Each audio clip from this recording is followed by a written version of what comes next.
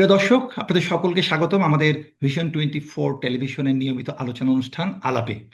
আজকে অবশ্যই আমরা আলোচনা করব বাংলাদেশের সদ্য সমাপ্ত শেষ হয়ে যাওয়া মাত্র ইলেকশন নিয়ে, ত্রয়োদশ জাতীয় সংসদ নির্বাচন নিয়ে। এবং এই বিষয়টি আলাপ করতে আমার সঙ্গে এখন আছেন যে দুজন, এরা দুজনই আমার মতোই কানাডা প্রবাসী। আমরা একই সঙ্গে টরন্টোতে বাস করি, কিন্তু সুখের বিষয় হচ্ছে আমরা দুজনই নির্বাচনের দিন ঢাকায় ছিলেন। এবং আমার সঙ্গে আছেন প্রথমে শহীদ খন্দকার টুকু, আমাদের টুকু ভাই বলে বলি। উনি ভিশন 24 টিভি চ্যানেলের চেয়ারম্যান এবং উনি মার্চ ফর জাস্টিসের চেয়ারম্যান। পাশাপাশি আছেন আমাদের সৈকত রুশদি ভাই, উনি আমাদের সিনিয়র সাংবাদিক এবং আমাদের এই টরন্টোতে একটি পরিচিত মুখ এই হিসেবে যে উনি খুব সুন্দর করে যুক্তি দিয়ে উনি ওনার কথা বলেন। আপনাদের দুজনকে স্বাগতম। ধন্যবাদ। আচ্ছা, আমি টুকু ভাইকেই দিয়ে শুরু করি, আমাদের দুজনেরই বড় ভাই। সেই প্রায়োরিটি দিয়ে সেটা হচ্ছে, টুকু ভাই নির্বাচনে তো খুব কাছ থেকে দেখলেন। আপনাকে খুব সংক্ষেপে বলতেছি, আপনি নির্বাচনটাকে আপনার বাংলাদেশে হওয়া আগের নির্বাচন এগুলোর সঙ্গে যদি আপনি তুলনা করেন তাহলে সেটাকে কিভাবে মূল্যায়ন করবেন? ওকে, আসলে আমি শেষ যখন নির্বাচন দেখি প্রত্যক্ষভাবে বাংলাদেশে, সেটা ছিল 1991 আম, সালে। তো তখনকার থেকে তখন তো মোটামুটি ফেয়ার অ্যান্ড ফ্রি নির্বাচন ছিল যথেষ্ট, এবং তখনও মানুষের মধ্যে অনেক উদ্দীপনা ছিল। তবে এবার মনে হয় সবকিছুকেই ছাপিয়ে গেছে। এক নম্বর হচ্ছে যে মানুষের মধ্যে একটা অসাধারণ একটা উদ্দীপনা ছিল, এবং আম, আমি বলবো যে সামগ্রিকভাবে নির্বাচনকে যেভাবে ম্যানেজ করা হয়েছে, যদিও অনেক অনেক রকমের মানে সব কি বলবো, আমাদের কনস্পিরেসি থিওরি বাজারে ছড়াচ্ছে, but overall the election was an excellent exercise. মানুষের আম, অংশগ্রহণ, তারপর ইভেন যারা প্রতিদ্বন্দ্বী ছিল তাদের ভেতরে যে একটা সৌহার্দ্যপূর্ণ যে একটা সম্পর্ক আমরা দেখেছি নির্বাচনের পরপর, এবং মোটামুটিভাবে পরাজিত দলও নির্বাচনের যে গ্রহণ করার যে আম, প্রবণতা, সবকিছু মিলে আমার কাছে মনে হয়েছে যে আমার দেখা মতে বাংলাদেশ হবার পরে এত চমৎকার নির্বাচন আর হয়নি। আহ ধন্যবাদ। সৈকত ভাই, আপনাকে একই প্রশ্ন, যে আপনার মূল্যায়নটা কি এবারের নির্বাচনটাকে নিয়ে? ধন্যবাদ। প্রথমত আমি টুকু ভাইয়ের সাথে সম্পূর্ণ একমত। তবে আমি আরেকটু পেছন থেকে বলি, আমি 1979 সালে নির্বাচনও দেখেছি এবং সর্বশেষ 2001 সালে নির্বাচনে ভোট দিয়েছিলাম। তারপর থেকে আমি প্রবাসী বলে আর নির্বাচন দেখিনি। এবং 1991 সালের নির্বাচন, যেটা ছিল বাংলাদেশের প্রথম অন্তর্বর্তীকালীন সরকারের অধীনে হয়েছিল, সেটাকে আমি এতদিন বেঞ্চমার্ক হিসেবে ধরেছি যে সবচেয়ে প্রতিদ্বন্দ্বিতামূলক, সবচেয়ে স্বচ্ছ, সবচেয়ে সুষ্ঠু নির্বাচন হয়েছে। আমি এখনো সেটাকে এক নম্বর মাপকাঠিতে রাখবো একটা অন্য অর্থে। সেটা হচ্ছে স্বতঃস্ফূর্ত উদ্দীপনা, শান্তিপূর্ণ নিরাপত্তামূলক পরিস্থিতিতে যে নির্বাচন হয়েছে সুষ্ঠু, সেটা এবারেরটা সবচেয়ে ভালো হচ্ছে। হুম। কিন্তু 1991 সালের নির্বাচনের সাথে এবারে একটা ছোট্ট কাঁটা রয়ে গেছে। সেটা হচ্ছে 1991 সালের নির্বাচন প্রতিদ্বন্দ্বিতামূলক, অন্তর্ভুক্তিমূলক হয়েছিল, সবগুলো রাজনৈতিক দল অংশ নিতে পেরেছিল। এবারে কিন্তু একটি বৃহৎ রাজনৈতিক দল আওয়ামী লীগ অংশ নিতে পারেনি তাদের কার্যক্রম নিষিদ্ধ বলে। হয়তোবা আওয়ামী লীগ ছিল না বলেই সহিংসতা একটিও হয়নি, একটিও গুলি চলেনি, রক্ত ঝরেনি, বা একটি বুথ দখল হয়নি, একটি ভোট কেন্দ্রে ভোট স্থগিত হয়নি। মানুষ খুব আনন্দের সাথে, উদ্দীপনার সাথে ভোট দিয়ে ইতিহাস সৃষ্টি করেছে। আচ্ছা, আপনি একটা কথা বললেন যে আওয়ামী লীগ নেই বলে এবার আসলে মূলত গন্ডগোল হয়নি। এটাকে আপনি না, এটা ঠিক নয়। সেটা অন্যতম একটি কারণ। কোন, আচ্ছা, প্রতিদ্বন্দ্বিতার জায়গাটা মানে ধরেন অনেকটা আমরা কি বলতে পারি তাহলে এবারের নির্বাচনটা প্রতিদ্বন্দ্বিতাহীন হয়েছে? দুজনের কাছে একই প্রশ্ন। টুকু ভাই, আপনার কাছে কি মনে হয় যে এবার নির্বাচনটা কি প্রতিদ্বন্দ্বিতাহীন ছিল একতরফা? মোটেও না। কারণ আওয়ামী লীগ না থাকলে যে প্রতিদ্বন্দ্বিতা হবে না, এটার যৌক্তিক ব্যাখ্যা কি আমি তো জানি না। আওয়ামী লীগকে একমাত্র আওয়ামী লীগ, ইভেন আওয়ামী লীগের যে আমরা বি টিম বলি, জাতীয় পার্টি, তারাও তো অংশগ্রহণ করেছিল, তাই না? এবং আওয়ামী লীগকে এবারের মতো তাদের কার্যক্রম নিষিদ্ধ থাকার কারণে অংশগ্রহণ করতে পারেনি। ভবিষ্যতে কি হবে আমরা বলতে পারছি না। তো আমি মোটেই মনে করি না যে এটা মানে অংশগ্রহণবিহীন হয়েছে। ওকে, এবার পরবর্তীতে যেটা আমরা এই নির্বাচনী। বিষয়ে আমি হ্যাঁ, জি। একটু বলি, যোগ জি। করি।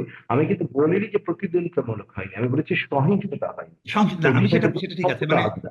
আপনার কথা ধরে নির্বাচনের আমি বলেছি, প্রতিদ্বন্দ্বিতা রাইট। হচ্ছে, হুম। খুবই কঠোর প্রতিদ্বন্দ্বিতা হয়েছে, বিশেষ করে বিএনপি এবং জামাতের মধ্যে, এনসিপির সাথেও। কিন্তু প্রকৃতপক্ষে আওয়ামী লীগ না থাকায় ত্রিমুখী হয়নি প্রতিদ্বন্দ্বিতা এবং সহিংসতা হয়নি, এটা আমি বারবার জোর দিয়ে বলবো। তবে সহিংসতা না হওয়ার পিছনে সবচেয়ে বড় ব্যবস্থা ছিল যে আইন শৃঙ্খলা রক্ষাকারীর ব্যবস্থাপনা, 1,03,000 সেনাবাহিনীর সক্রিয় অংশগ্রহণ, নিষ্ক্রিয় নয়, এবং সকল আইন শৃঙ্খলা বাহিনী তাদের দায়িত্ব পালন করেছে, প্রশাসনে দায়িত্ব পালন করেছে, এবং কেউ কারচুপি করতে চেয়েছে যে কেউ যে করেনি তা নয়, চেষ্টা করেছে কিন্তু সফল হয়নি, মানুষের সচেতন ছিল, এটা কিন্তু গুরুত্বপূর্ণ। ওকে, এবার ফলাফলের বিষয়ে আসি। যে আমরা দেখলাম যে বিএনপি 213টা বোধ হয়, বিএনপি জোট যদি বল, বিএনপি জোট বললো মূলত এটা বিএনপি 213টা আসন পেয়েছে, এবং জামাতে ইসলামী জোট যেটা নিকট তারা 72টা বোধহয় আসন পেয়েছে। এই ফলাফলটাকে কিভাবে দেখছেন টুকু ভাই? আহ, এটা ভেরি ইন্টারেস্টিং অ্যাকচুয়ালি। আমি তিন তিন সপ্তাহ আগে হবে, আমি ফেসবুকে আমার একটা প্রেডিকশন দিয়েছিলাম ঢাকায় এসেই, ঢাকায় কয়েকদিন ঘোরাঘুরি করার পর। আমার প্রেডিকশন ছিল যে আম, জামাত 60 থেকে 70টা ভোট পাবে, এবং বিএনপি 170 থেকে 180টা সিট পাবে, ভোট মানে সিট পাবে, আর বাকিগুলো স্বতন্ত্র বিদ্রোহী তারা পাবে। তা আমি সেক্ষেত্রে বলবো যে জামাত হিসেবে আমার যে প্রেডিকশন ছিল মোটামুটি ভেরি অ্যাকুরেট হয়েছে। তবে বিএনপির এই যে 213, এটা আমাকে একটু অবাকই করেছে আসলে। এবং আমি সত্যি কথা বলতে গেলে আমি পার্সোনালি বলবো যে আমি চেয়েছিলাম যে বিএনপি যেন 200-র কমে থাকে, হ্যাঁ। কারণ যখনই 2/3 আসন কেউ পায়, তখনই কিন্তু তারা যদি মানে তাদের দৃষ্টিভঙ্গি যদি সৎ না থাকে, তাহলে কিন্তু তারা অনেক কিছু, অনেক অঘটন ঘটাতে পারে। এবং আহ, যদিও এবারে আমাদের অনেক যেমন হা ভোটে অনেকগুলো বার মানে মানুষ চেয়েছে হ্যাঁ ভোট করে। সো আগের মতো 2/3 ভোট পেলেও যাচ্ছে তাই জিনিস করা হয়তো অতটা সহজ হবে না। তারপরে আমার মনে হয় যদি ফলাফলটা যদি বিএনপি 200-র নিচে থাকতো, আমি স্বচ্ছন্দ বোধ করতাম। But overall I think it was a very good result. এই জন্য যে আমরা জানি যে জামাতের একটা নাম হয়েছে, ইমেজ তৈরি হয়েছে, তারা সৎ, হুম। মানে অর্থনৈতিকভাবে সৎ, রাইট? এবং তারপরে এনসিপি থেকে কয়েকজন যেমন আব্দুল্লাহ, তারপর নাহিদ, তাদের বাংলাদেশের সার্বভৌমত্বের ব্যাপারে খুব খুব একটা শক্ত একটা দৃষ্টিভঙ্গি আছে।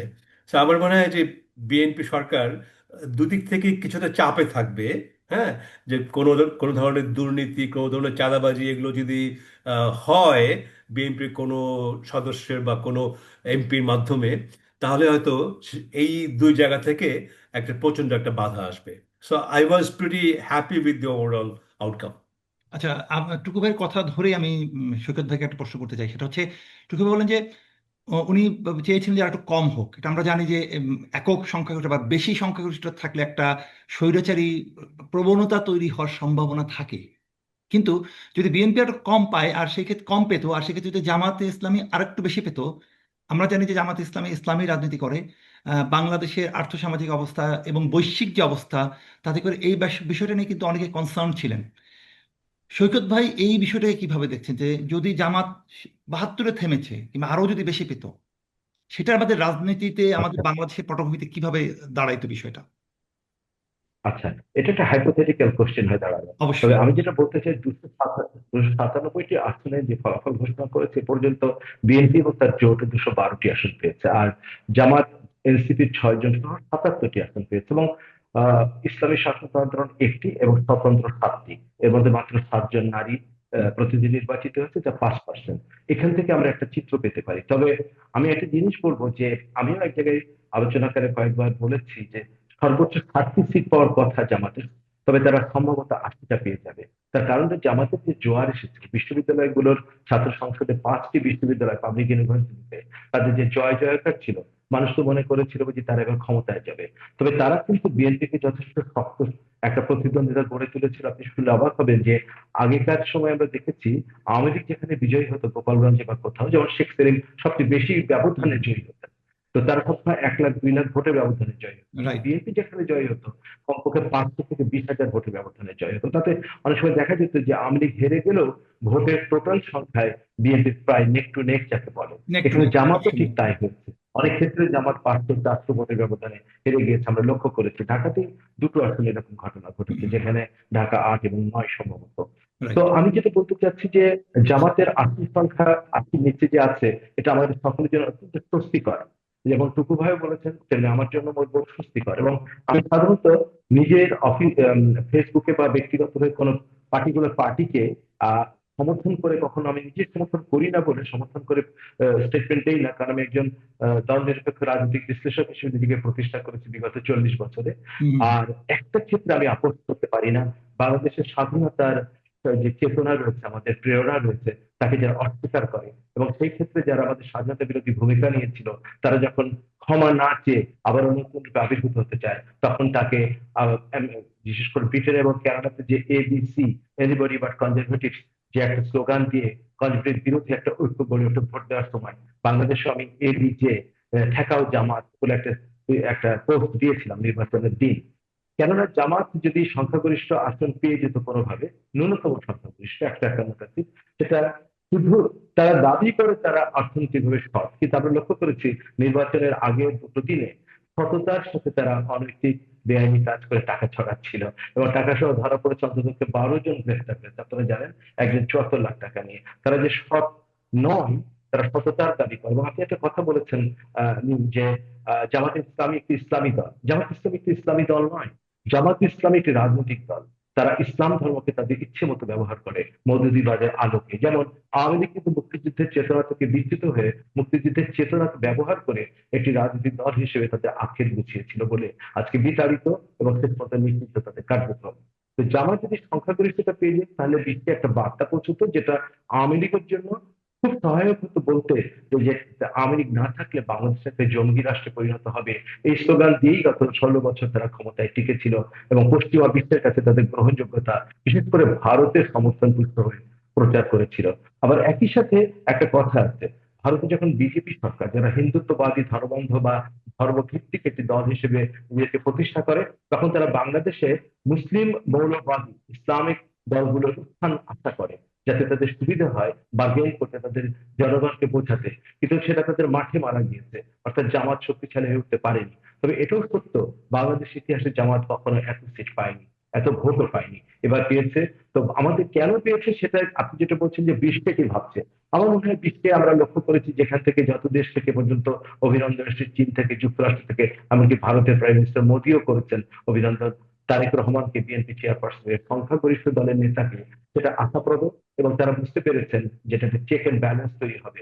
এবং টুকু ভাই যেটা বলছিলেন যে 2/3 সংখ্যাগরিষ্ঠতা পেয়ে গেলে যে স্বেচ্ছাচারিতা করবার প্রবণতা তৈরি হয়, সেটা থেকে আমরা ভেবেছিলাম 1991 সালে নির্বাচনের পর যে দায়িত্বশীলতার পরিচয় দেবে রাজনৈতিক দলগুলো। কিন্তু কেমন দায়িত্বশীলতার পরিচয় দিতে পারেনি? বিএনপি যেখানে মাগুরা 2 নামে একটা মাত্র বাই ইলেকশনে কারচুপি করার কথা অভিযোগ মোটামুটি প্রমাণ হয়েছিল, পরবর্তী 3টা নির্বাচন আপনারা দেখেছেন 350-কে 3 দিয়ে গুণ করুন, 1050টা সিটে আওয়ামী লীগ সরকার এবং আওয়ামী লীগ একচেটিয়া ভাবে গত 16 বছর বা 15 বছর ধরে কারচুপি করে নির্বাচনে বিজয়ী হয়েছিল এবং ক্ষমতায় টিকেছিল। আমরা এর পুনরাবৃত্তি একটু দেখতে চাই না, এবং আমার ধারণা বাংলাদেশের মানুষ সচেতন হয়েছে। যে আমি বারবার বলে আসছি একটা কথা, যে 35 বছরের নিচে যারা, তাদের মধ্যে জামাত সমর্থন বেড়েছে। সে বাড়ার পেছনে 2টো কারণ আছে। একটা অর্থনৈতিক, প্রবাস থেকে যারা মধ্যপ্রাচ্য থেকে 1 কোটিরও বেশি প্রবাসী অর্থ পাঠান, স্ত্রীকে বলেন হিজাব করবা, ছেলেকে ও মেয়েকে মাদ্রাসায় পাঠাবা, সেটা কিন্তু সরিয়ে আনা যায় না, এবং এটা তারা মেনে চলে। একই সাথে শেখ হাসিনা একটা ফ্যাক্টর, কারণ তিনি মাদ্রাসা শিক্ষা ব্যবস্থা, যেটা সরকারের নিয়ন্ত্রণে নেই, কওমি মাদ্রাসাকে সার্টিফিকেশন দিয়েছেন ডিগ্রি এবং মাস্টার ডিগ্রি। এবং আমাদের হেফাজতে ইসলামের সাথে একটা চুক্তি করে তিনি ওই শাপলা ঘটনার পরে, শাপলা চত্বরের ঘটনার পরে তিনি উনি চুক্তি করে কওমি মাতা কারিকুলাম উপাধি থেকে পেয়েছিলেন, প্রাথমিক শিক্ষা ও মনে আছে মাধ্যমিক আমাদের। শিক্ষা থেকে, হুম। এবং প্রাথমিক শিক্ষা এবং মাধ্যমিক শিক্ষা থেকে তিনি অমুসলমান লেখকদের লেখা সম্পূর্ণ বাদ দিয়ে দেওয়াতে এই 35 বছরের নিচে যে প্রজন্মটা রয়েছে, তাদের মধ্যে অসাম্প্রদায়িক চেতনা করে গিয়ে তারা জামাতের মতো মৌলবাদী একটি দলের প্রতি নির্ভরশীল হয়ে পড়েছে। ওকে। কিন্তু এখন আমাদের সাংস্কৃতিক আন্দোলনের মধ্য দিয়ে, সাংস্কৃতিক শিক্ষার ভিতর দিয়ে এগিয়ে নিতে হবে, যাতে আমরা চেক এন্ড ব্যালেন্স করে তুলতে পারি, বাংলাদেশে একটা অসাম্প্রদায়িক সমাজ করে তুলতে পারি। সুখেত, আপনার কাছে আবার আসবো। টুকু ভাই, আপনি তো এই মুহূর্তে আমি যত জানি ভারতে আছেন, এবং জি। বাংলাদেশের সঙ্গে ভারত সম্পর্ক, বাংলাদেশের রাজনীতিতে ভারতের একটা প্রভাব বলবো না, অবশ্যই গুরুত্বপূর্ণ একটা ফ্যাক্টর ভারত। ভারতীয় জনগণ, নিশ্চয়ই আপনি কথা বলেছেন গত একদিন, আপনি যখন এখানে আছেন, আপনি তাদের মনস্তত্ত্বটা কিভাবে দেখছেন বাংলাদেশের রাজনীতিতে?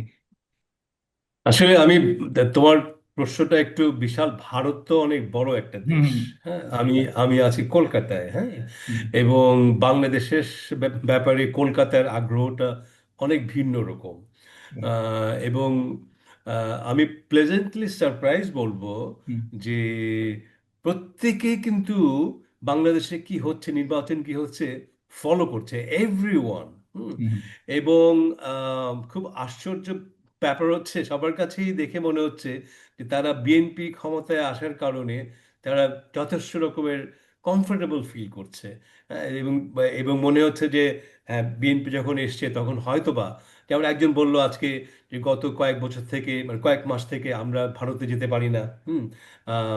সরি, বাংলাদেশে যেতে পারি বাংলাদেশে না। যেতে পারছি না, বা বাংলাদেশ থেকে এখানে কেউ আসতে পারছে না, হাসপাতালগুলো সব বন্ধ হয়ে যাচ্ছে, মানে এখানে কাজ করতে পারছে না, অর্থ অর্থনীতি স্থবির হয়ে পড়েছে। এখন হয়তো তারা ভাবছে যে বিএনপি আসার কারণে হয়তো সম্পর্ক কিছুটা উন্নত হবে, এবং trade and other things will improve. হ্যাঁ, তো হুম আমার মনে হয় যে তাদের যথেষ্ট উৎসাহ আছে, এবং এখন এটাকে অন্যভাবেও এটাকে টার্ন করতে পারে। যেমন যেমন হয়তো বলতে পারে এই তো বিএনপির সাথে ভারতের সম্পর্ক তৈরি হয়ে যাবে। সম্পর্ক তৈরি হওয়াতে খারাপ কিছু নয়। আমাদের সভরেন্টি মেনটেন করে, আমাদের স্বার্থ রক্ষা করে, আমরা ভারত কেন, আমরা সকল রাষ্ট্রের সাথে সুসম্পর্ক তৈরি করব। এটা একটি একটি শক্তিশালী রাষ্ট্রের পররাষ্ট্রনীতি হওয়া উচিত।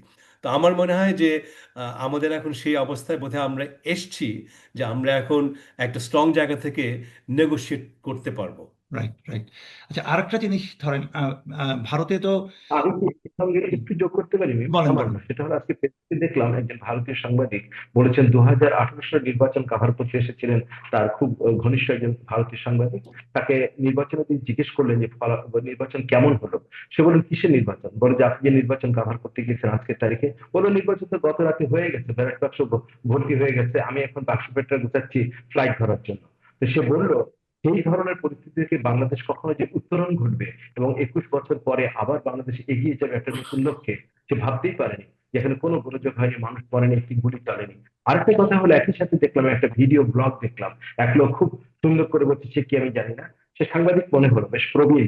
বলছে যে ভারতের সাথে তো শর্ত সাপেক্ষেই তো তারেক রহমান দেশে ফিরেছেন, যে 6 মাসের মধ্যে তিনি নিষেধাজ্ঞা তুলে নেবেন আওয়ামী লীগের উপর থেকে এবং শেখ হাসিনাকে দেশে ফিরতে দেবেন, এই সমস্ত নানা কথা আছে বলছে। সবগুলো আমার কাছে বানোয়াট মনে হচ্ছে, কিন্তু ভারতের মধ্যে মিশ্র প্রতিক্রিয়া আছে। তবে বেশিরভাগ মানুষ যে আশ্বস্ত হয়েছে, টুকু ভাই সরেজমিনে দেখেছেন, এবং আমরা পত্রপত্রিকায় সেটাই দেখতে পাচ্ছি। আচ্ছা টুকু ভাই, আরেকটা প্রশ্ন করি। ধরুন আজকে থেকে দেখলাম যে এই নির্বাচনের পর থেকে আমাদের, এই নির্বাচনের আগে কিন্তু সোশ্যাল মিডিয়া একটা বড় ফ্যাক্টর ছিল, এবং এই যে জামাত যে জিততে পারে, যে মানুষের ভিতরে যে বোধটা তৈরি হওয়া, এই বোধ তৈরি হওয়ার পেছনে সোশ্যাল মিডিয়ার একটা বড় ভূমিকা আছে বলে আমি ব্যক্তিগতভাবে মনে করি। এবং আজকে সকাল থেকে সোশ্যাল মিডিয়া আরেকটা জিনিস আমি দেখলাম যে কেউ কেউ বলার চেষ্টা করছে যে এই নির্বাচনের যে ফলাফল ঘোষণায় তারা কারচুপির অভিযোগের ইঙ্গিত করছে। এবং তাদের বক্তব্য হচ্ছে, যেমন ধরুন আপনি বলছেন যে আপনি প্রেডিক্ট করেছিলেন যে জামাত 70 থেকে 80টা পাবে, এবং আপনার সাথে আমার কথা হয়েছে, আমিও কিন্তু সেটাই বলেছিলাম যে 70-80-র বেশি পাওয়ার কোনো কারণ নেই। বিএনপি 200-র উপর, আর জামাত যদি 70-80টা সিট পায়, অটোমেটিক্যালি বিএনপির ঘরে 200 যাওয়ার কথা, সেখানে 212টা তারা গিয়েছে। সো এই যে হঠাৎ করে আবার সকালবেলায় এই যে সমালোচনার প্রবণতা, এটাকে আপনি কিভাবে দেখছেন? আমি কিন্তু অবাক হচ্ছি না, কারণ হচ্ছে যে আমার কাছে যেটা সবচেয়ে প্রথম মনে হয় যে জামাত তো they have accepted the result, তাই না? রাইট। যে দল যে দল যদি এই নির্বাচনের ফলাফলকে অ্যাকসেপ্ট করে, এনসিপি অ্যাকসেপ্ট করেছে, তাহলে পরে সোশ্যাল মিডিয়ায় কি বললো না বললো তাতে কিছুই যায় আসে না। তারা যদি অ্যাকসেপ্ট না করতো, তাহলে সোশ্যাল মিডিয়া এটাকে নিয়ে অনেক রকমের রং করতে পারতো, খেলতে পারতো। কিন্তু যেহেতু তারা দুটো দলই, মানে মূল যেটা দল, তারা এটাকে অ্যাকসেপ্ট করেছে, তো আসলে আমি এই সোশ্যাল মিডিয়ার এই অপকর্মকে আমি কোনো মানে পাত্তাই দিচ্ছি না। সৈকত ভাই কিভাবে দেখছেন জিনিসটা, খুব সংক্ষেপে? আমি ঠিক একইভাবে দেখছি, তবে আমি একটু উদাহরণ দিয়ে বলি। 2024 সালের 5ই আগস্ট যেদিন আন্দোলনটা চূড়ান্ত রূপ নিল, তখন ওই আপনার 16 জুলাই থেকে 5ই আগস্ট পর্যন্ত বাংলাদেশের প্রধান প্রধান রাজনৈতিক দলগুলো আপনার বলা যায় আহ অপ্রয়োজনীয় হয়ে পড়েছিল। তাদের ছাড়াই আন্দোলন এগিয়ে গিয়েছিল, শিক্ষার্থী জনতার আন্দোলন, এবং আমরা সফল হয়েছি সেই আন্দোলনে। যদিও শেষে তারা সমর্থন দিয়েছে, অর্থাৎ বিএনপি জামাতদের কথা বলছি, প্রকাশ্যে তারা ছিল না।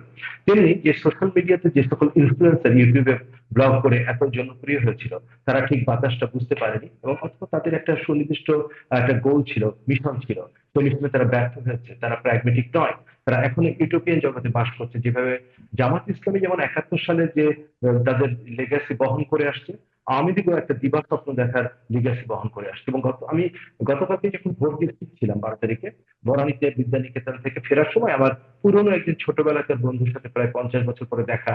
তার ছোট ভাই আমার সাথে, সে বড় ব্যবসায়ী, ছোট ভাই আমার সাথে রিক্সা করে যাচ্ছিল, বনানী ক্লাবে আমরা লাঞ্চ করলাম। সে আমাকে বলছে, জানেন না, এই যে আমরা ঢোকার সময় 3:30টার সময় যে আর্মি এসে আমার দুটো জিপ ঢুকলো, ওই জিপের ভিতরেই কিন্তু ব্যালট বাক্স ভর্তি, ব্যালট পেপার ভর্তি ব্যালট বাক্স আছে, এখনই ফল পাল্টে দেবে। আর আপনি তো জানেন না যে বাংলাদেশের ফলগুলো সব দেওয়া হয় নির্বাচন কমিশন থেকে না অন্য জায়গায়। এগুলো আমার অভিজ্ঞতা কি তার কোনো ধারণা নেই। চেয়ারটি ছিল নির্বাচনী একমাত্র নির্বাচন যেখানে মূল ফলাফল নির্বাচন কমিশন থেকে স্থগিত রেখে সিএমএল সেক্রেটারি, অর্থাৎ প্রধান সামরিক প্রশাসকের কার্যালয় থেকে ঘোষণা করা হয়েছিল। পরে আমি কিন্তু বুঝতে পেরেছি যে ওই ছেলেটি আওয়ামী লীগ সমর্থক, এবং সে ভারতের সাথে ব্যবসা করে সবচেয়ে বেশি।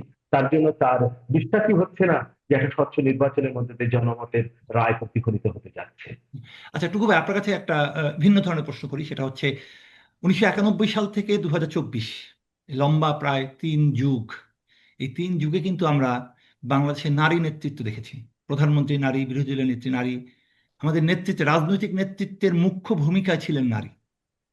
কিন্তু এবার নির্বাচনে দেখলাম যে নারীদের জয় পাওয়া বা নারীদের অংশগ্রহণ, উপস্থিতি অনেক কম। এটা কেন? নারীদের উপস্থিতি কম বলতে তুমি কি মিন করছে জানি না, হয়তোবা নির্বাচনে নির্বাচনে, প্রতিদ্বন্দ্বিতা আমি করার নির্বাচনের কথা ক্ষেত্রে বলছি, নির্বাচনে। নারীর। হ্যাঁ, হ্যাঁ, জয়, জয় আহ, পেয়ে সংসদে যাওয়ার। হ্যাঁ, এখন ধরো তোমার আম, আহ, জামাত তো বলেই দিয়েছে এখানে যে যে যে মূল যে দুটো দল ছিল, হুম। জামাত তো বলেইছে যে তারা নারী নেতৃত্ব বা নারীকে এখন পর্যন্ত তারা এ ধরনের জায়গায় আনতে এখনো প্রস্তুত নয়, তাই না? তাহলে এটা একমাত্র বর্তায় বিএনপির কাঁধে। এবং আমাদের দেশে সবসময় যে যে যে রেশিওতে মহিলারা আহ, মানে রাজনীতিতে আসেন, আমার তো মনে হয় এবার তার থেকে কম হয়নি। না, কম হয়নি, এবারে যে কিন্তু তোমার আমি যেটা বলতে চাচ্ছি টুকু ভাই, যে দীর্ঘদিনে নারী নেতৃত্বের নেতৃত্বের আন্ডারে বাংলাদেশ চলেছে, তাহলে আরো বাড়ার কথা ছিল, বাড়েনি, আমি সেটা বলছি। আরো না, বাড়তে আমার পারতো না? মনে হয় যে এটা এটা নারী নেতৃত্বের কারণে নারী পুরুষ ওইভাবে আমার মনে হয় দেখাটা ঠিক নয়। হ্যাঁ, কারণ আম, ঘটনাচক্রে আমি বলবো খালেদা জিয়া, বেগম জিয়া রাজনীতিতে এসেছেন, উনি নারী হিসেবে আসেননি। না। সেই সময় বিএনপিকে ধরে রাখার মতো আর কোনো ব্যক্তিত্ব ছিল না। হুম। একইভাবে শেখ শেখ মুজিবুর রহমান মানে মৃত্যুর পরে তো আওয়ামী লীগের অনেকগুলো গ্রুপ হয়ে গেছিল, মনে আছে তোমার? হ্যাঁ, একই আওয়ামী একই লীগ কারণে মিজান, শেখ আওয়ামী লীগ হাসিনাকে নিয়ে আসা, মঞ্জুর, তিন এক একটা চারটা, ওঠার জন্য হ্যাঁ, তখন দলকে। তারা এক্স্যাক্টলি, হ্যাঁ। সো এগুলো সময়ের পরিপ্রেক্ষিতে, হ্যাঁ, ওই মহিলা এসছেন, কিন্তু এবার সেই অবস্থানটুকু তো ছিল না। রাইট। তাই বলে এই নয় যে নারী নেতৃত্বকে বা নারীদেরকে আসাটা মানুষ পছন্দ করছে না, তা নয়, কিন্তু এবার সেই সুযোগটাই আসলে ছিল না। আচ্ছা, এর সঙ্গে একটা সাপ্লিমেন্টারি যোগ করি। সেটা হচ্ছে এই যে জামাতে ইসলামের যে বক্তব্যটা, যে নারী নেতৃত্ব নিয়ে, যে নারী নেতৃত্ব তাদের আমির কখনো কোনো নারী হতে পারবে না, এবং তারা এবার কোনো নারীকে সংসদ মনোনয়ন দেননি। কিন্তু তারা বলছেন যে নারীরা তাদের ভোট দিবেন। দেখেন, যারা, যে নারী তাকে ভোট দিবে, তার কখনো সুযোগ নেই আমির হবার বা তার তার দলের হয়ে সংসদে যাওয়ার। তো এইটা কি আমাদের শেষ মুহূর্তে নির্বাচনী প্রচারণায় এটা প্রভাব পড়েছিল বলে কি আপনার মনে হয় টুকু ভাই? আমাকে প্রশ্ন করছে হ্যাঁ, না, কাকে আপনাকে প্রশ্ন প্রশ্ন করছি, করছে? আপনাকে প্রশ্ন করছি। এই আমার প্রশ্ন আমি মনে হয় শোকেত যে ভাইকে বলবো। আমার মনে হয় বোধহয় না। কারণ জামাত ইসলাম যে, আমি নারী বিদ্বেষী বলবো না, কিন্তু নারীদেরকে অগ্রাধিকার দেওয়ার ক্ষেত্রে তারা পশ্চাৎপদ, এটা তো তারা নিজেরাই সেটা সেটা বলে, তাই না? কিন্তু তারপরে আমি বলবো এটা এটা কিন্তু আমার কাছে আসলে একটা অবাক করা একটা ব্যাপার। আমি আগের বারও বলেছি কিন্তু হুম বোধহয় হুম, আমার একবার ইয়েতে, বলেছিলেন। এ- এবার কিন্তু আমি দেখেছি যে অনেক শিক্ষিত নারী এডুকেটেড ওমেন এবং কালচারালি প্রোগ্রেসিভ মাইন্ডেড ওমেন, রবীন্দ্রনাথের কবিতা আবৃত্তি করে এমন মহিলাদেরকে আমি দেখেছি যে তারা বলছে না আমরা এবার জামাতকে ভোট দিব। এবং তার একটাই বোধহয় কারণ যে তারা গত কয়েক বছর তাদের মধ্যে একটা ধারণা হয়েছে যে আওয়ামী লীগ বিএনপি মুদ্রার এপিঠ ওপিঠ। হ্যাঁ, হুম, একই মত, একটা হয়তো একটু দেশি বোতল, আরেকটা হয়তো বিদেশি একটু বোতল। বিদেশি বোতল। হ্যাঁ, তো এই ধারণাটা থেকেই ওরা হয়তো ভেবেছে যে এবার একটু জামাতকে আমাদের সুযোগ দেওয়া দরকার। আচ্ছা সৈকত ভাই, একই প্রশ্ন আপনার কাছে। এ প্রশ্নে আমি বলবো যে প্রথমে টুকু ভাই যে বিষয়টা বলছিলেন সে বিষয়ে কেন আমাদের মৌলিক পরিবর্তন হয়নি নারী প্রতিনিধিত্বের ক্ষেত্রে, হুম, যদিও দুটি প্রধান রাজনৈতিক দলের প্রধান ছিলেন নারী। প্রকৃতপক্ষে তিনি যে আভাসটা দিয়েছেন টুকু ভাই, সেটা হলো যে দুটো রাজনৈতিক দলই বিএনপি এবং আওয়ামী লীগ ছিল যে ধরনের কাঠামোগতভাবে প্যাট্রিয়ার্কাল সোসাইটির প্রতিফলন। শুধুমাত্র নারী নেত্রী হলেই সেই পরিবর্তন হয়ে যায় না, এবং শেখ হাসিনা যেমন তার পিতার স্থান পূরণ করতে এগিয়ে এসেছিলেন, খালেদা জিয়া তেমনি তার প্রয়াত স্বামীর স্থান পূরণ করতে এগিয়ে এসেছিলেন, কিন্তু তাদের দলের গঠনতন্ত্রে মৌলিক কোনো পরিবর্তন আসেনি। ফলে যে পুরুষতান্ত্রিক সমাজ ব্যবস্থা রয়েছে বাংলাদেশে এবং পুরুষ ডোমিনেটেড সেই সমাজ ব্যবস্থা, সেই গঠনতন্ত্র আওয়ামী লীগ এবং বিএনপিতে পরিবর্তন হয়নি। ফলে তাদের নারী নেতৃত্বে পরিবর্তন এনেছে কোন একটা তা বলা যাবে না, তবে আমরা লক্ষ্য করেছি ক্যাবিনেটে আগের চেয়ে নারী প্রতিনিধিত্ব বেড়েছিল এবং সংসদেও নারী প্রতিনিধিত্ব বেড়েছিল। তবে তারা হতে হবে, নির্বাচিত হতে এমন কোনো কথা নেই, তারা তাদের নেত্রীর স্নেহভাজন কাছের লোক হতে হবে। তো এইভাবে মৌলিক পরিবর্তন হয় না। হয় না। তারপরেও বাংলাদেশের শিক্ষা ব্যবস্থায় বেগম খালেদা জিয়া যে এসএসসি পাস পরীক্ষা পর্যন্ত নারীদের অবৈতনিক করবার চেষ্টা করেছেন বা করেছেন, এবং পরবর্তীকালে শেখ হাসিনাও করেছেন আর একটু উপরের স্তরে, এগুলোতে যে মৌলিক কাঠামোগত পরিবর্তন আসছে শিক্ষা ব্যবস্থার উন্নয়নের ভিতর দিয়ে নারীদের ভিতরে, সেই সচেতনতা আমরা লক্ষ্য করেছি জুলাই গণ অভ্যুত্থানে, যে দেখুন, কারণে নারীরা সমানভাবে অংশ নিয়েছে এবং বাংলাদেশের মোট জনসংখ্যার 50% বেশি নারী। সেই নারীদের অবস্থানকে অস্বীকারী একটি দল জামাত ইসলামের প্রধান আমির ডক্টর শফিকুর রহমান যখন আল জাজিরা টিভিকে বলেন তাদের দলের প্রধান বা আমির কখনো কোনো নারী হতে পারবে না, এবং তারা যখন 300 আসনে প্রার্থী দেন, তাদের নিজেদের ছিল 215টা, কোনো আসনে তারা নারীকে প্রার্থী করেননি মনোনয়ন, যেটা আপনি উল্লেখ করেছেন, কিন্তু তারা একজন অমুসলমানকে, একজন হিন্দু ধর্মাবলম্বীকে যে প্রতিনিধিত্ব করবার সুযোগ দিয়েছেন। অর্থাৎ তারা একজন অমুসলমানকে কৌশলগত কারণে অগ্রাধিকার দেন, নারীকে সেটুকু সুযোগও দেন না। নারীদের এই বোধোদয় ঘটেছিল, এবং যে ক্ষেত্রে আমি টুকু ভাই যেটা বলেছেন আমার মনে হয় কিছুটা ব্যতিক্রম আছে, আবার এটাও সত্য যে আমরা আওয়ামী লীগ দেখেছি, বিএনপি দেখেছি, জামাতকে সুযোগ দেব, এটা জামাতের একটা স্লোগান ছিল, কৌশল ছিল। তবে আমি যে এলাকায় বাস করছি এখন, সেটা ঢাকা 17 বনানী ক্যান্টনমেন্ট, গুলশান, কড়াইল বস্তি আছে, আরো ভাসান টেক আছে। তা আমি এখানে প্রতিদিন প্রতি রিক্সাওয়ালার সাথে কথা বলি, এবং তারা রিক্সাওয়ালারা বলেছে না, তারা জামাতকে ভোট দেবে না। এবং আমি কাজের বুয়াদের সাথে কথা বলেছি, আমাদের ভবনে যারা আসে, তারা বলছে কড়াইল বস্তির নারীরা জামাতকে ভোট দেবে না, কারণ তারা তো ঘরে আটকায় রাখতে চায়। কেন বুঝলাম, তারা তো গুলশান বনানীর বাসায় কাজ করে, তাদের এনলাইটেড পিপলদের সংস্পর্শে আসে, তখন তাদের বোধনটা বদলে গেছে। এবং আমি শুনেছি গ্রামেও যখন আল জাজিরা টিভির সাক্ষাৎকারটা ব্যাপকভাবে প্রচার হয়েছে লোকেদের কাছে, তখন অল্প শিক্ষিত নারীরাও কিন্তু জামাতে ভোট দেওয়া থেকে মুখ ফিরিয়ে নিয়েছে। কিন্তু যারা আগে থেকে মন স্থির করেছিল তারা ফিরিয়ে নেয়, কিন্তু হুম, যারা দোদুল্যমান ছিল তারা ফিরিয়ে নিয়েছে জামাত থেকে, এটা সত্য। এবং জামাত এখানে একটা বড় ধরনের মার খেয়ে গেছে। যেমন আমি একজন সাথে কথা বলতে গিয়ে বললাম, আপনার ঢাকা 17 যে আপনাদের আমাকে যখন প্যাম্পলেট দিল, আমরা আপনি কি জামাত করেন? বলবো হ্যাঁ। আপনি শুধু লিফলেট বিতরণকারী নয় তো? মসজিদের সামনে জুমা নামাজ পড়ার পরে। তো ওদের নাম জামাত করি। তারা আপনাদের খালিদুজ্জামান, যিনি ঢাকা 17 দাঁড়িয়ে ক্যান্টনমেন্টের যে কাণ্ডটি করলেন, এটা কি তার ভোট কমিয়ে দেয়নি 30% বা 25%? সেগুলো কিন্তু 1 মাস আগের ঘটনা, বরং 1 মাস আগে অপরাধ অপরাধ, বর্তমান অপরাধ। তারপরে সে নিজেকে জামাতের প্রার্থী পরিচয় না দিয়ে তারেক রহমানের প্রতিদ্বন্দ্বী পরিচয় দিচ্ছে, এটাকে আপনাদের জামাতের আদর্শের সাথে খাপ খায়, সে দুঃখ প্রকাশ করলো। এবং নারীদের কথা বললাম, বললো আমাদের নীতিগত অবস্থা হচ্ছে নারীকে আমরা মাথায় তুলে রাখবো, আমরা নারীরা মাথায় থাকতে চান না, তারা পাশে কাঁধে কাঁধ মিলিয়ে এগিয়ে যেতে চান। অর্থাৎ এই ক্ষেত্রে তারা একটু মাঠ খেয়ে গেছে, এ ব্যাপারে নিঃসন্দেহ। আচ্ছা টুকু ভাই, আমি হ্যাঁ, একটা কথা এখানে বলতে পারি, শিওর জাস্ট এক শিওর এক শিওর, মিনিট। অফকোর্স।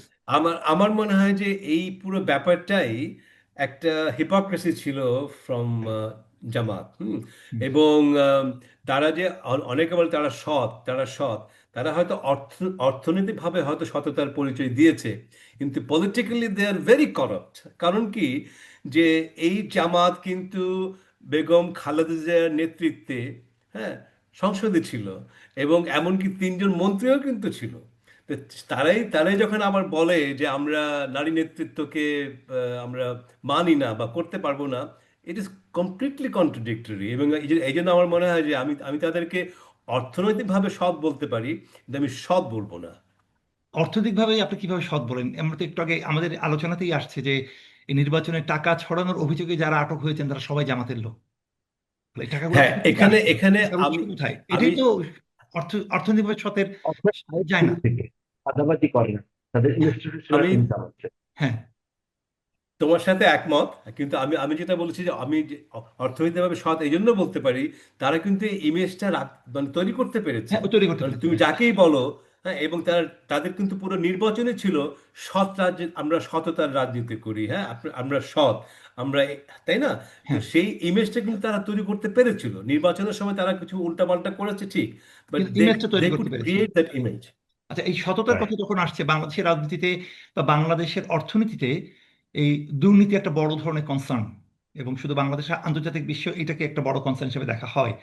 নতুন যারা রাজনৈতিক দল করলো, এনসিপি যখন দলটা যাত্রা শুরু করলো তখন মানুষের প্রত্যাশা কিন্তু অনেক ছিল, কিন্তু এই সততার প্রশ্নে কিন্তু তারাও বিচ্যুত হয়েছে, এবং তারা পরবর্তীতে নির্বাচনে কিন্তু জামাতের সঙ্গে জোট করলো। ফলে এই যে জামাতের সঙ্গে জোট করা এবং তাদের এই আহ, সততা নিয়ে তাদের যে প্রশ্নের মুখে পড়া, এতে করে এনসিপি কি ভবিষ্যৎ নষ্ট করলো? কি মনে হয়? টুকু ভাইকে দিয়ে শুরু করি।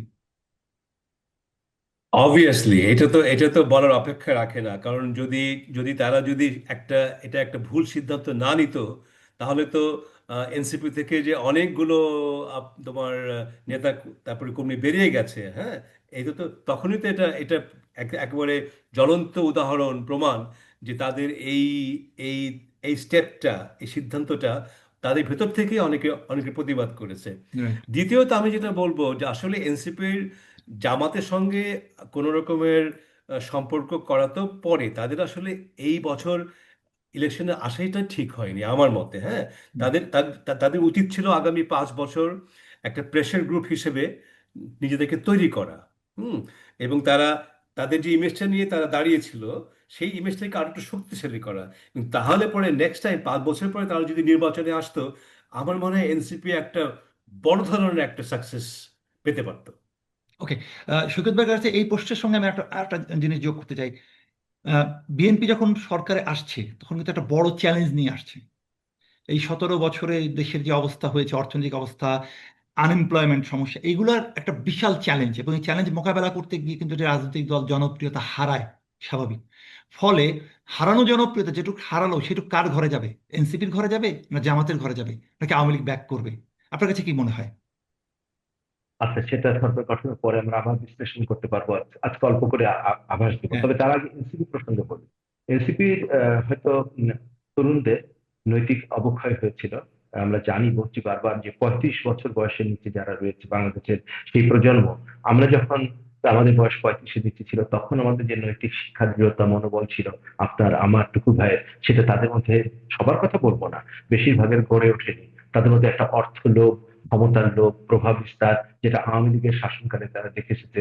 অর্থ থাকলে যেন তেন প্রকারে অর্থ উপার্জন করতে পারলেই প্রভাব বিস্তার করা যায়, সেই ভিতর দিয়ে তারা বড় হয়েছে। তারা বৈষম্য বিরোধী আন্দোলন করেছিল সরকারি চাকরির জন্য, বিসিএস দেওয়ার জন্য, সেখানেও কিন্তু অর্থ একটা লোভ ছিল। তবে এনসিপি যখন দল গঠন করলো, অর্থাৎ ন্যাশনাল সিটিজেন্স পার্টি, তারা কিন্তু জুলাই গণঅভ্যুত্থানের সকল সমন্বয়ক না, সকল নায়কও না, সমন্বয়কের একাংশ করেছিল। তাদের কাছে যে আমাদের বিপুল প্রত্যাশা তৈরি হয়েছিল, সে প্রত্যাশায়, আশায় ঘুরে বালি দিয়ে তারা যখন লোভ লালসার মধ্যে আবর্তিত হতে লাগলো অনেকেই, তখনই আমি বুঝে গিয়েছিলাম যে এই দলটি খুব বেশি এগোতে পারবে না।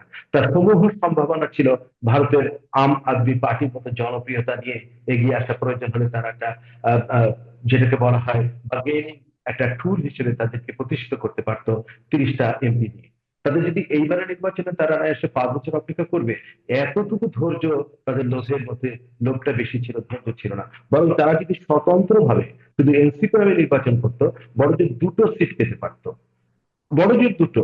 কিন্তু পরবর্তী নির্বাচনের জন্য তাদের জন্য একটা গুডউইল তৈরি হতো। সেই রাইট। সুযোগটা তারা হাতছাড়া করে যখন জামাতের সাথে নিজেদেরকে জামাতের কাছে আত্মসমর্পণ করলো, তখন ডক্টর তাসমিন জারার মতো অক্সফোর্ড শিক্ষিত একটি তরুণী বেরিয়ে গেল, স্বতন্ত্র দাঁড়ানো এবং হেরে গেল। কারণ ভোটের রাজনীতি সম্পূর্ণ আলাদা। সে জামাতের সাথে থাকলে জিততো না, এনসিপিতে একা থাকলে হয়তো জেতার একটা সম্ভাবনা ছিল। এই রাইট। হচ্ছে এনসিপির আগামী ভবিষ্যৎ আমি খুব ভালো দেখছি না। এবং আমার ধারণা জামাতের সাথে তাদের জোট খুব বেশি টিকবে না। আমার ধারণা আগামী 1 বছরের মধ্যে তারা আবার বিচ্ছিন্ন হয়ে বেরিয়ে আসবে জামাত থেকে, কারণ জামাতের অনেক নীতি তাদের পছন্দ হবে না। আমরা নাহিদকে কিছুটা আপোষকারী দেখলেও সে কিছুটা ব্যক্তিত্ব সম্পন্ন ছিল। হুম। আপনারা জানেন যে মাহমুদ আলম তাকে সরিয়ে নিয়েছে এনসিপির ওই আদর্শ থেকে। এখন আমরা যদি বলি যে আগামীতে কি ঘটতে যাচ্ছে, 212টি আসন নিয়ে বিএনপি জোট যখন সরকার গঠন করবে, তাদের ওভার কনফিডেন্স তৈরি হওয়ার সমূহ সম্ভাবনা রয়েছে। কিন্তু তারা যদি সতর্ক না হয়, এবং 1991 সালে বেগম খালেদা জিয়া যেরকম একটি ক্যাবিনেট গঠন করেছিলেন যেখানে সাইফুর রহমানের মতো একজন অর্থমন্ত্রী ছিল, এবং তারা একটা চেক এন্ড ব্যালেন্সের মাধ্যমে এবং খুব উচ্চাভিলাষী বাজেট না করে এবং প্রশাসনকে দুর্নীতিমুক্ত করার একটা উদ্যোগ নিয়েছিল। এবং এখনো বলা হয়ে থাকে 91 থেকে 96 এটা ছিল বিএনপি সবচেয়ে সুশাসন কাল খালেদা জিয়ার নেতৃত্বে, তার 3টি মেয়াদে 2টি মেয়াদের মধ্যে। তো আমার মনে হয় সেই আশা করতে পারি, তবে আমি অতটা আশা করি না, তার চেয়ে কম আশা করি। তবে আমার ধারণা যে চাপের মুখে বিএনপি কিন্তু বরাবরই কিছুটা হুম। পর্যদস্ত হয়। আমি আমার আমার একটা মূল্যায়ন অনেক আগে বলেছি, 1996 সালে আমি যখন ব্রিটিশ হাই কমিশনের রাজনৈতিক বিশ্লেষক হিসেবে কাজ করতাম, তখন তত্ত্বাবধায়ক সরকার ব্যবস্থা যখন ইন্ট্রোডিউস করলো 1996 সালের 27শে মার্চ, 26 মার্চ দিবাগত রাতে, যখন বিএনপি আওয়ামী লীগ এবং জামাতের সম্মিলিত চাপের মুখে, তখন আমাকে যে রিপোর্টটা ব্রিটিশ ফরেন অফিসের জন্য তৈরি করতে হয়েছিল, সবসময় রিপোর্টের নিচে আমার ব্যক্তিগত মন্তব্য দেওয়ার একটা স্কোপ থাকে, পাদটিকা। সেখানে আমি লিখেছিলাম, আজকে আবার বলছি, যে যখন আওয়ামী লীগ ক্ষমতা আসবে এবং তাদের হাতে যদি 2/3 সংখ্যাগরিষ্ঠতা থাকে, শেখ হাসিনা তত্ত্বাবধায়ক সরকার ব্যবস্থা বাতিল করে দেবে, বলবে জনতার রায় প্রতিষ্ঠিত হয়েছে, আর আমাদের তত্ত্বাবধায়ক সরকার দরকার নেই। তারা ঠিক সেভাবে না করলেও কাজটি করেছে। সুতরাং আমি আবারও সতর্কতার সাথে বলবো, বিএনপি যদি এমন কোনো পদ্ধতির দিকে যাও। আর একটা কথা বলেছেন যে বিএনপি একটি অত্যন্ত সুসংগঠিত রাজনৈতিক দল নয়, যেটা আওয়ামী লীগ। তো বিএনপি অনেক সময় ভুল করে, ভুল দেখিয়ে দিলে দোষ স্বীকার করে, সংশোধন করে। আওয়ামী লীগ ভুল করলে কখনো দোষ স্বীকার করে না, সংশোধন করে না, এবং তারা উৎখাত হয়ে দেশ থেকে পালিয়ে যায়। তো বিএনপির কাছে আমরা আশা করবো তারা শিখবে তাদের ভুলগুলো থেকে। অবশ্যই, অবশ্যই। এবং আমরা দেখেছি যে এবার বিএনপি, হ্যাঁ, যে টুকু ভাই আপনাকে অ্যাড করে উনি একটা কথা বলছেন, বিএনপি কিন্তু ভুল স্বীকার করে, এটা আমরা কিন্তু দেখেছি এবার তারেক রহমানকে। বলেন প্লিজ। হ্যাঁ। না, ভুল স্বীকার করে। এবং আরেকটা কথা হচ্ছে যে আমি এই জন্য আশাবাদী যে আম, আমাদের যে যদিও এই গণভোট নিয়ে অনেক অনেক প্রশ্ন আছে, তারপরেও গণভোট হয়েছে এবং গণভোটে বিএনপিও কিন্তু কমিটমেন্ট করেছে। হুম। রাইট। অতএব এই এই গণভোটটা কিন্তু বিএনপিকে পদচ্যুত মানে বের হওয়ার জন্য একটা বড় একটা অন্তরায় কিন্তু হবে, তাই না? হুম। যে আমার মনে হয় এটা ওভারঅল, যেমন জামাত এনসিপির থেকে একটা প্রেশার, প্লাস গণভোটের যে ব্যাপারটা, এটাকে তো বিএনপি তো অস্বীকার করতে পারবে না, দে ক্যানট। হ্যাঁ। না। এবং সো সো আমার মনে হয় যে ওই স্বৈর শাসন আমরা বলি বা মেজর দুর্নীতি বলি, এগুলো কিন্তু আসলে চাইলেও এবার করা খুব দুষ্কর হয়ে যাবে। আমি আমি সেটা আশা আমি করি। একটা অ্যাড করতে চাই এখানে। জি। আমি একটা অ্যাড করি, সেটা হচ্ছে গণভোটের রায় যদিও হ্যাঁ হয়েছে, আমরা জানি ওই ব্যালটটা একটু ভুল ছিল। হুম। হ্যাঁ পাশের টিকটা ওইখানে বক্সে না দিয়ে বাইরে থাকা উচিত ছিল, বা ক্রসটা, সেটা আলাদা একটা পদ্ধতিগত।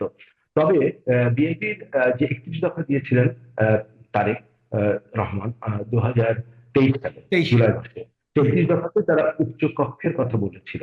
কিন্তু যখন আমরা দেখলাম জুলাই সনদ তৈরি হচ্ছিল, সেখানে তারা একটা নোট অফ ডিসেন্ট দিয়েছে। কেননা উচ্চকক্ষের জন্য বেশিরভাগ দল বলেছে যে প্রপোর্শনাল রিপ্রেজেন্টেশন হবে, যত ভোট পেয়েছে তার আলোকে উচ্চকক্ষের সদস্য। কিন্তু বিএনপি সেটি চায়নি। বিএনপি কিন্তু যতগুলো আসন পেয়েছি, তো বিএনপি যদি সেই মোতাবেক এগিয়ে যায় তাহলে কিন্তু সংখ্যা থেকে যায়। কিন্তু তারা বলেছে ইতিমধ্যে তাদের নোট অফ ডিসেন্ট গুলো তারা সামনে রেখেই তারা বাস্তবায়ন করবে জুলাই সনদের অংশগুলো। কিন্তু নোট অফ ডিসেন্ট যদি সবগুলো বাস্তবায়ন করে, অর্থাৎ তাদের জুলাই সনদ সবগুলো না করে নোট অফ ডিসেন্ট গুলো রাখে, তাহলে তো আবার সেই 2/3 সংখ্যাগরিষ্ঠ উচ্চকক্ষ পেয়ে যাবে, তাহলে তো এটা একটা রাবার স্ট্যাম্পে পরিণত হবে। আমার মনে হয় চেক এন্ড ব্যালেন্সের জন্য উচ্চকক্ষ যদি তৈরি করা হয়, তাহলে সেই উচ্চকক্ষে প্রপোর্শনাল রিপ্রেজেন্টেশন হলে ভালো হয়। যদিও যারা কথা, বিএনপি অনেক বেশি পার্সেন্টেজ ভোট পেয়েছে অন্য সকল দলের চাইতে, তারপরেও সেটাই বরং তাদের সুযোগ যে তারা সেটা করে দেখিয়ে দিতে পারে যে হ্যাঁ আমরা প্রপোর্শনাল রিপ্রেজেন্টেশনে যাবো উচ্চকক্ষে। দ্যাট ইজ মানে একটা place for check and balance.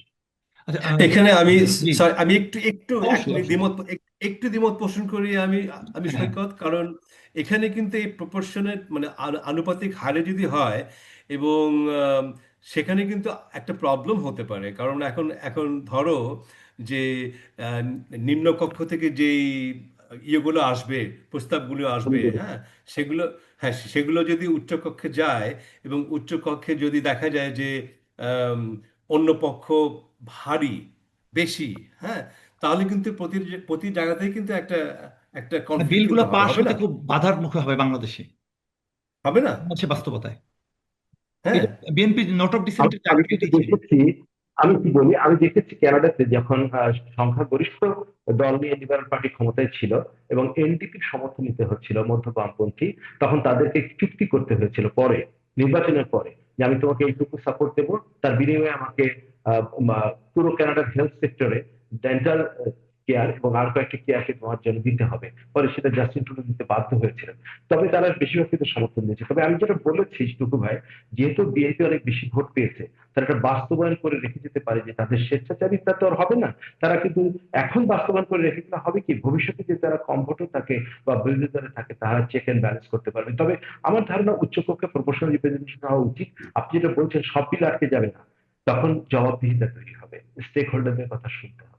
আচ্ছা, এবার আমরা আরেকটা প্রসঙ্গে আসি। সেটা হচ্ছে আবারও সেই 1991 সালের পর থেকে 2024 পর্যন্ত আমরা নারী প্রধানমন্ত্রীর নেতৃত্বে বাংলাদেশ চলেছে। দীর্ঘ 3 যুগ পরে আবার বাংলাদেশ পুরুষ সরকার প্রধান পেতে যাচ্ছে।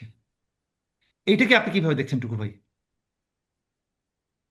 সত্যি কথা বলতে গেলে আমার মনে হয় যে নারী পুরুষ এই এই ব্যাপারটা আনাটাই বোধহয় ঠিক নয় আমার মতে। যেমন সৈকত বলেছে একটু আগে যে আমরাও দেখেছি যে গত কয়েক বছর বাংলাদেশে মানে প্রধানমন্ত্রী ছিল নারী, এবং আওয়ামী লীগের আমলে তো স্পিকার নারী ছিল, অপোজিশন নারী ছিল, সেকেন্ড অপোজিশন নারী ছিল। মনে হয় যে নারী নারীতে একদম একেবারে নারীময় হয়ে গেছে বাংলাদেশ। কিন্তু নারীর স্থান। আসলে কি নারীর কোনো মানোন্নয়ন কি হয়েছে? হয়নি কিন্তু, হ্যাঁ।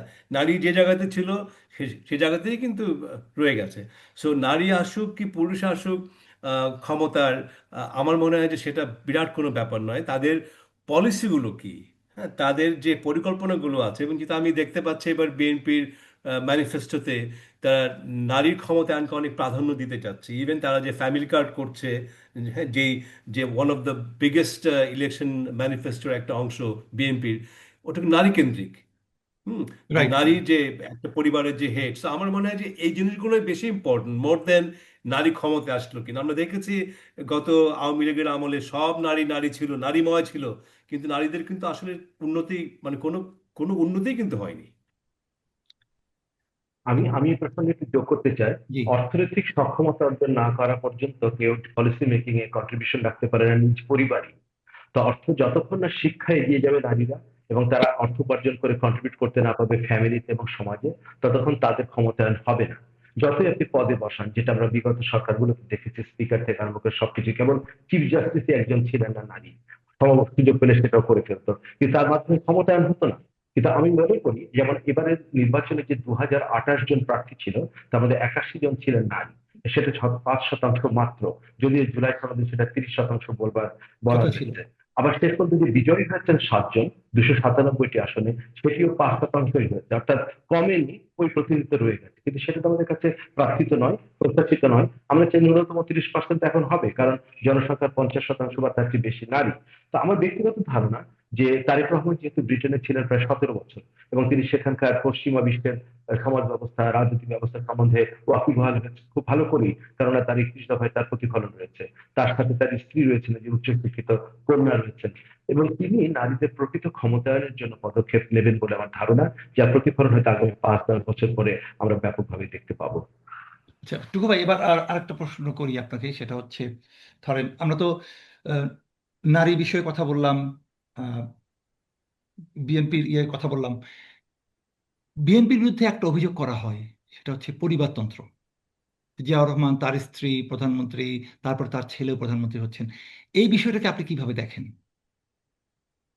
এই বিষয়টা নিয়ে আমি আগেও আগেও বলেছি, আবার আমি একই কথাই বলবো যে আসলে পরিবারতন্ত্র, মানে পরিবারতন্ত্রের কারণে রাজনীতিতে আসাটা, তন্ত্র বলতে একটু খারাপ আমার কাছে মনে হয়, যে মনে হয় যেটা একটা একটা একটা কোটা, তুমি একটা ক্লাস কোটা, করে একটা ফেলছো। কোটা। হ্যাঁ, হ্যাঁ।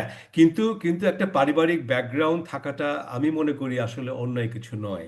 আমরা যদি দেখি পৃথিবীর অনেক জায়গাতে, ইভেন আমাদের জাস্টিন ট্রুডোর বাবাও তো, হ্যাঁ, আমেরিকা ছিলেন। হ্যাঁ, প্রাইম মিনিস্টার ছিল। আমেরিকাতে বুশের বাবা। ছেলে, হুম। 2 বুশ ছিল। কেনেডি পরিবার খুব অ্যাক্টিভলি ইনভলভ ইন পলিটিক্স। আমাদের পৃথিবীর সবচেয়ে বড় যে দেশ, ডেমোক্রেটিক দেশ ভারত, সেখানে নেহরু পরিবার আছে। So I don't think actually পরিবার থেকে কেউ যদি রাজনীতিতে আসে সেটা খারাপ কিছু, বরঞ্চ পরিবার থেকে কিন্তু অনেক একটা কিন্তু শিক্ষা, একটা এডুকেশন, একটা স্কিল কিন্তু ডেভেলপ করে, তাই না? আমরা দেখবো যে ডাক্তার ছেলে ডাক্তার হয়, অনেক সময়। হ্যাঁ, ব্যারিস্টার ছেলে নর্মালি ব্যারিস্টার পেশা নেয়, সাংবাদিকের সন্তানরা সাংবাদিকের, হ্যাঁ, একটা একটা পেশা নেয়। সো দের ইজ একটা বলা যায় যে একটা ধারাবাহিকতা থাকে, তারা শেখে, ছোটকাল থেকে তারা শিখতে পারে।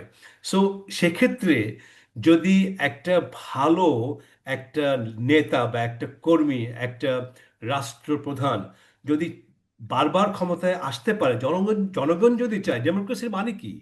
জনগণ যদি চায় কাউকে, আমি তাকে 3 বার রাষ্ট্র ক্ষমতায় দেখতে চাই, 4 বার দেখতে চাই, তাহলে অসুবিধা কোথায়? সৈকত ভাই। আমি এই হ্যাঁ, বিষয়ে একটু মন্তব্য করতে চাই। জি। সেটা হলো যে পরিবার তন্ত্র বলতে যেটা বোঝায় সেটা নেতিবাচক। তো পরিবারের কোন সদস্য বা বংশানুক্রমিক ভাবে যে নেতা হবে সেটা টুকু ভাই যেটা বলেছেন তার সাথে আমি একমত যে এটাতে খারাপ নয়, কিন্তু প্রক্রিয়াটা খারাপ। অর্থাৎ নেতার ছেলে নেতা হবে, পদাধিকার বলে তারা নেতা হয়ে যাবে, সেটা খারাপ। আমাদের দেশে, আমি যে কানাডায় বাস করি, এখন আমি ঢাকায়, কানাডার জাস্টিন ট্রুডোর প্রধানমন্ত্রী পিয়েরে ট্রুডোর ছেলে জাস্টিন ট্রুডো কিন্তু সরাসরি এমপি হননি। দীর্ঘকাল পরে, পিয়েরে ট্রুডো মারা যাওয়ার অন্তত 20 বছর পরে, এটি রাজনৈতিক প্রক্রিয়ার ভিতর দিয়ে তিনি প্রথমে দলের একজন এমপি হয়েছেন, দলের নেতা হয়েছেন, পরে আবার এমপি হওয়ার পরে প্রধানমন্ত্রী হয়েছেন। এবং জুনিয়র বুশ, ডাব্লিউ বুশও তার বাবার মৃত্যুর পরেই বা তার প্রেসিডেন্ট পদ ছেড়ে দেওয়ার পরেই হননি। তিনি একটি প্রক্রিয়া ভিত্তিতে রিপাবলিকান পার্টির নমিনি হয়ে তারপরে এসেছেন।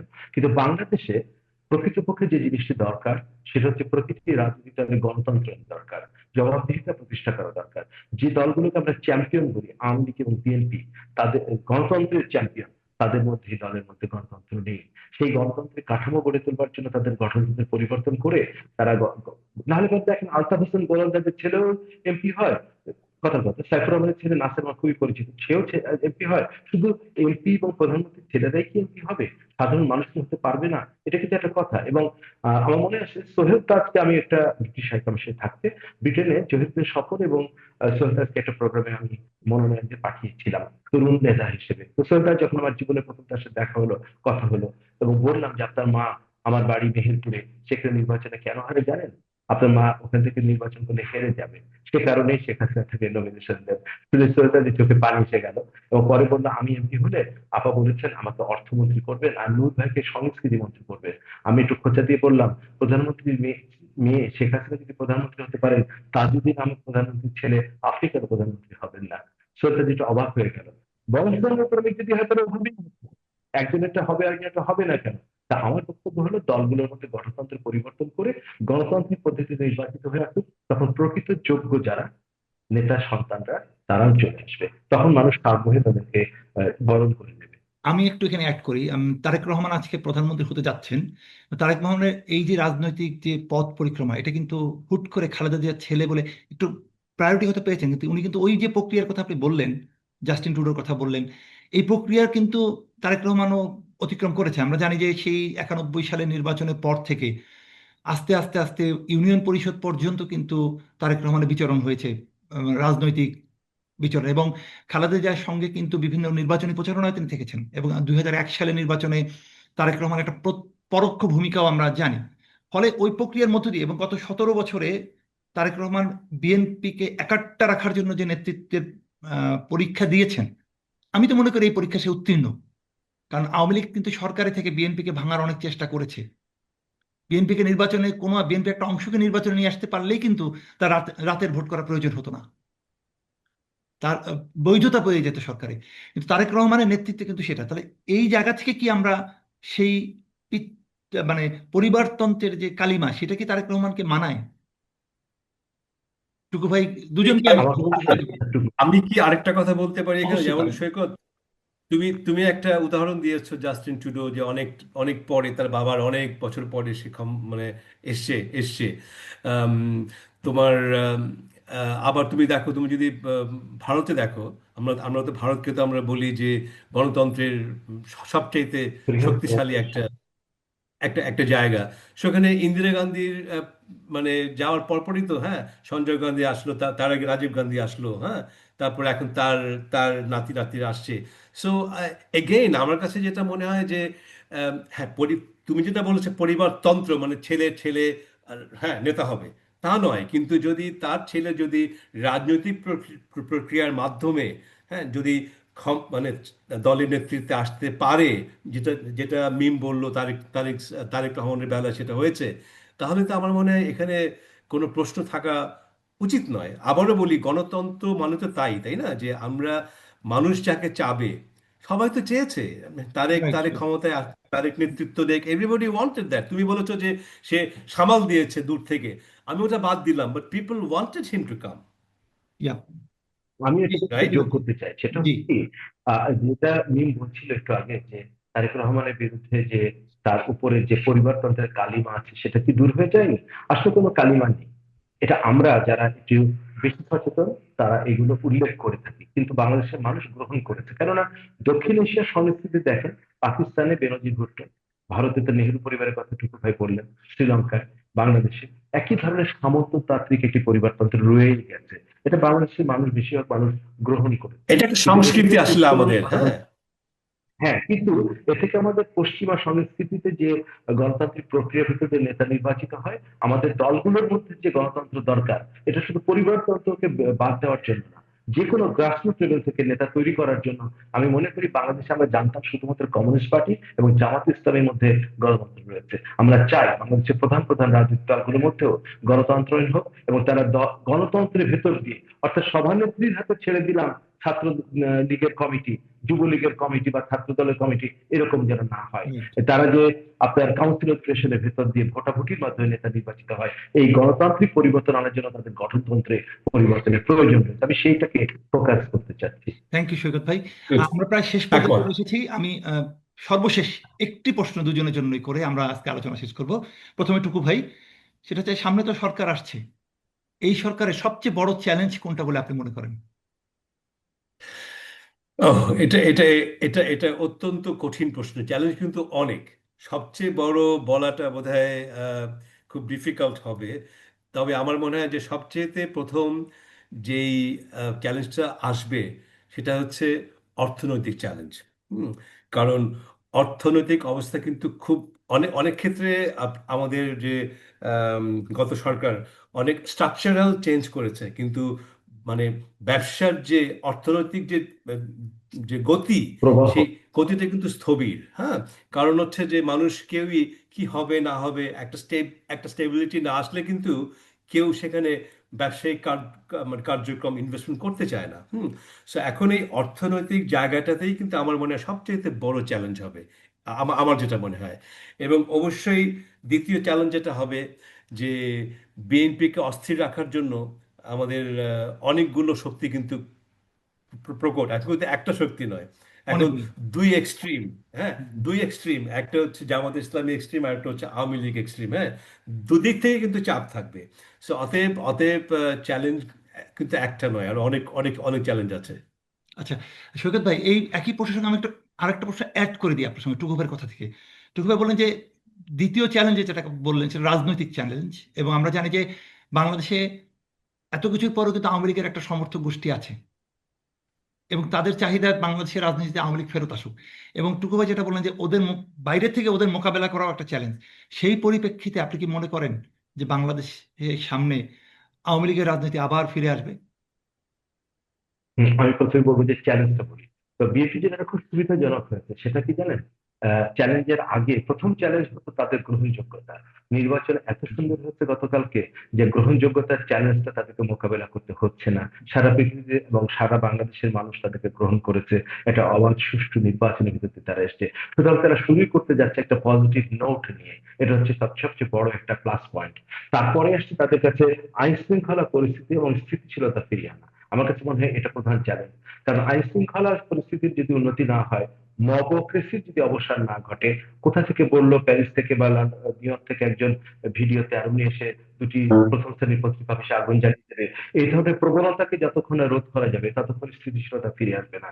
এবং সকল স্টেক হোল্ডারদেরকে সাথে নিয়ে না গেলে কথায় কথায় ইপিজেড থেকে আরম্ভ করে সর্বত্র শ্রমিক অসন্তোষ, চট্টগ্রাম বন্দরে, শাহবাগ চত্বরে সারাক্ষণ যমুনা ঘেরাও, এইগুলোকে মোকাবেলা করতে হবে রাজনৈতিক ভাবে। তবে এটাও সত্য যে একটা রাজনৈতিক দল যখন ক্ষমতায় আসবে এবং এত বড় গণরায় নিয়ে, তখন যে কেউ তাদেরকে ডিস্টার্ব করতে দেশের অভ্যন্তরীণ শক্তিগুলো অতটা আগের মতো সাহস পাবে না। কেননা আগে যে অন্তর্বর্তীকালীন সরকার বর্তমানে আজকেও রয়েছে, তাদের ম্যান্ডেট নিয়ে প্রশ্ন তুলেছিল কয়েকটি দল, এবং সে কারণে তাদেরকে একটু পিছিয়ে যেতে হয়েছিল। এবং প্রশাসনে যারা রয়েছেন, কালকে আমি একটা টক শোতে ছিলাম, ডক্টর সালেউদ্দিন আহমেদ বললেন আমাদের আমলাতন্ত্র আমাদেরকে এগোতে দেয় না। তারা জগদ্দল শব্দটি বলেননি, তারা স্থির স্ট্যাটাস কো মেনটেন করতে চায়, নতুন কিছু আনতে চাইলে তারা করতে চায় না। এই ক্ষেত্রে এগিয়ে নিয়ে যাওয়ার জন্য রাজনৈতিক দিক নির্দেশনা দিতে হবে, এবং আমাদের কথায় না চলে তাদের কাছ থেকে তথ্য নিতে হবে ভালো মন্দ কোনটা, কিন্তু নিজের নির্দেশনায় গণমুখী নীতি প্রণয়ন করে এগোতে হবে। এবং যখনই আইন শৃঙ্খলা পরিস্থিতির উন্নতি হবে, স্থিতিশীলতা আসবে দেশের অভ্যন্তরে, আমরা জানি যে বিদেশি বিনিয়োগকারী, দেশি বিনিয়োগকারীরা স্থবির হয়ে বসে আছে, অপেক্ষা করছে। এমনকি বিদেশি পর্যটকের সংখ্যা অত্যন্ত কমে গেছে। আমি তো বনানীতে আছি, এখানে সব গেস্ট হাউস, সব এয়ারবিএনবি খালি পড়ে আছে দিনের পর দিন, গত 1.5 বছর ধরে আমি খবর নিয়েছি। তো সেগুলোতে আবার যখন প্রবাহ তৈরি হবে, বিনিয়োগ আসবে। আর যেটা শেষে বলেছেন টুকু ভাই, এটা সত্য, আমাদের দেশের অভ্যন্তরীণ চাপ, রাজনৈতিক চাপ মোকাবেলা ছাড়াও বিদেশ থেকে চাপ আসবে। তবে আমি যেটা বলেছি যে জামাত ইসলাম যেমন তাদের হ্যাং ওভার কাটাতে পেরেছিল না, তারপরেও ডক্টর শফিকুর রহমান নেতা হওয়ার পরে কিছুটা পরিবর্তন তারা এনেছে, তাদের আগের মতো ভেড়াটোপ থেকে বেরিয়ে আসতে পেরেছে। কিন্তু আওয়ামী লীগের সে বোধোদয় হয়নি। এবং যদি হতো তাহলে কালকে নির্বাচনকে অস্বীকার করতো না, বলতো ঠিক আছে আমরা নেই, কিন্তু পরবর্তী নির্বাচনে আমরা আসবো। কিন্তু তারা মহত্তর পরিচয় দিতে পারেনি, ম্যাচিওর দলের পরিচয় দিতে পারেনি। এবং তারা যে ক্রমাগত আমাদেরকে চাপ দিয়ে যাবে, এটা সত্য। এবং আমার ব্যক্তিগত একটা ধারণার কথা বলবো, যেটা শুনতে খারাপ লাগে অনেকের কাছে, সেটা হচ্ছে ভারত প্রকাশ্যে আমাদের নতুন সরকারের সাথে কাজ করবে, একটা ওয়ার্কিং রিলেশনশিপ গড়ে তুলবে, যেটাতেও ঘাটতি ছিল অন্তর্বর্তীকালীন সরকারে। কিন্তু তারা আওয়ামী লীগকেই সমর্থন দিয়ে যাবে, কারণ তাদের সবচেয়ে অনুগত তাবেদার রাষ্ট্র গঠনে আওয়ামী লীগের কোনো বিকল্প তারা খুঁজে পায়নি এখনো। অসংখ্য ধন্যবাদ। টুকু ভাই, আর কিছু বলার আছে নাকি আমরা শেষ করব? না, আমার মনে হয় আজকে অনেক হ্যাঁ, ভালো ভালো কিছু ভালো আলোচনা আলোচনা হয়েছে। হয়েছে। হ্যাঁ, আমার আপনাদের আমার মনে দুজনকে হয় যে অসংখ্য ধন্যবাদ। টুকু ভাই, সৈকত ভাই, আপনাকে অসংখ্য ধন্যবাদ। আপনারা শীঘ্রই ফিরে আসেন, আমরা এরপরে সামনাসামনি স্টুডিওতে বসে আলোচনা করব। আজ এ পর্যন্ত। ইনশাআল্লাহ। আজ এ পর্যন্তই। ইনশাআল্লাহ। প্রিয় দর্শক, আজ এ ধন্যবাদ। পর্যন্তই। আমরা সামনে আবার নতুন কোনো অতিথি কিংবা হয়তো একই অতিথি নিয়ে আবার অন্য কোনো বিষয় নিয়ে আলোচনায় করতে আমরা আবার ফিরে আসব। সে পর্যন্ত ভালো থাকবেন, সুস্থ থাকবেন। সকলকে ধন্যবাদ। আসসালামু আলাইকুম।